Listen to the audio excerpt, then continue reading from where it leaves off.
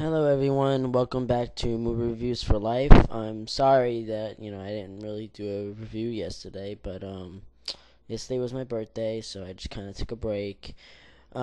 Today I've gotten a few requests, but I do want to get some of the stuff that I've been wanting to do out of the way first, and then I will move on to that. First off, I am going to do the Rocky series, okay? And obviously that means that the first film I'm doing is Rocky. Okay, released in 1976, and it won Best Picture in 1976. And it was written by Sylvester Stallone, who got the idea from watching Muhammad Ali and Bayonne Bleeder's boxing match. And it's directed by John Avildsen, who many remember doing the Karate Kid trilogy. He also did Rocky 5. The music's by Bill Conte, which everybody knows the music for the Rocky series. He contributed to the music in all the films except for Rocky 4. And he just did an awesome job composing this film. It is probably one of my favorite films of all time because it speaks loud to those who've been beaten down and still seen the rise, and it's just a classic tale of self-respect and rising above the challenge, which I will get to a speech that he did in Rocky Balboa, which really just shows how well Stallone knows how to write.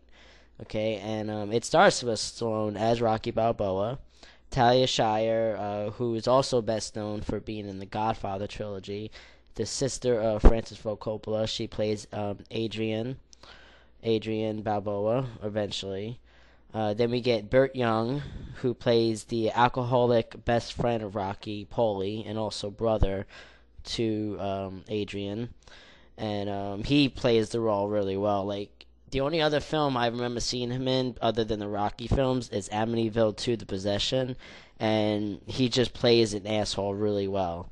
I mean, I enjoy every time I watch these films. He's like the comic relief for me because he's just straight out there. He's just out there, but it's also it's also kind of a sad progression in this film because he is an alcoholic and he doesn't know how to talk to people, how to show his emotions, so he does it in the worst ways.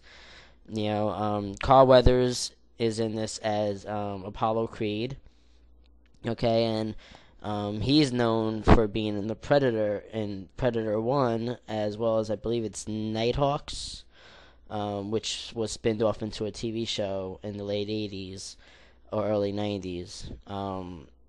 He's probably one of my favorite villains in a way because he is somewhat of a villain, but not really. He becomes more of a villain type of person in Rocky 2 before he becomes kind of a good guy. Tony Burton plays his manager, which I believe his name is eventually Tony. We don't really get a name until Rocky 5, which was actually an outtake, a blooper of sorts that they just decided to keep in.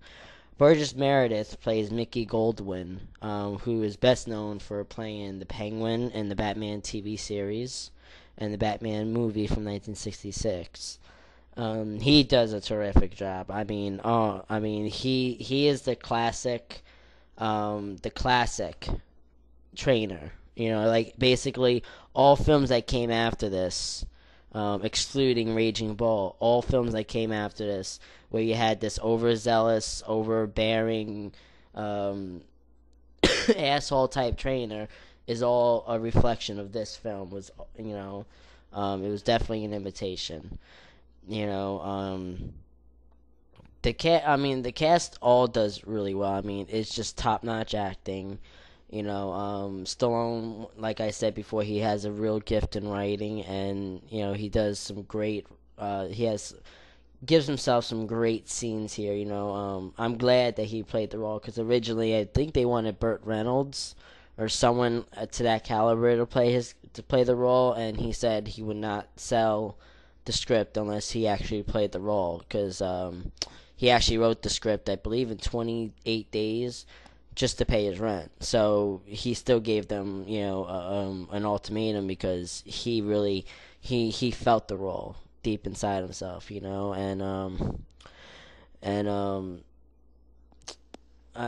mean that's really all I can say. I mean I'm giving this a 5 out of 5. All right, because it is, like I said, my favorite. Now the edition I have, because there is a 2-disc special edition, I have not gotten that yet. The one I have is the 20th anniversary edition, which is part of the box set that was actually the good box set. And what we get here is audio commentary by director John Avildsen, producers Irwin, Winkler, and Robert Chartoff, Talia, Shire, and Burt Young, which is an interesting commentary, but it's all spliced together, like separate spliced together commentaries. We get a video commentary by Sylvester Stallone, which it's not the whole movie. We don't, it's just, like part of the movie or whatever. We get 3 Rocky Featurettes. Behind the scenes with John Avildsen includes never before seen footage, a tribute to Burgess Meredith, a tribute to James Crabe, who I'm not sure what he did in this film, James Crabe, but he's in this. It does feature a collectible booklet, which shows you the making of the film. You got original trailers, original advertising material, and it says more, but there's really not that much more. There is an Easter egg, which is kind of a fun Easter egg to watch.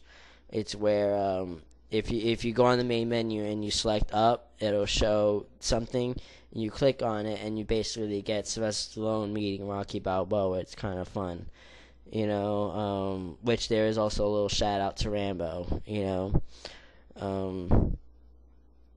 So yeah, I definitely recommend this. Go see it. The 2-disc special edition I do want to get. If anything, go get that one, and then just rent this one. Because from what I understand, all the special features are pretty much the same. You just don't get that Easter egg, and I think there's just a couple things else on here that you don't get. But I'm still gonna get the 2-disc one. So stay tuned for my Rocky 2 review. All right. Once again, 5 out of 5.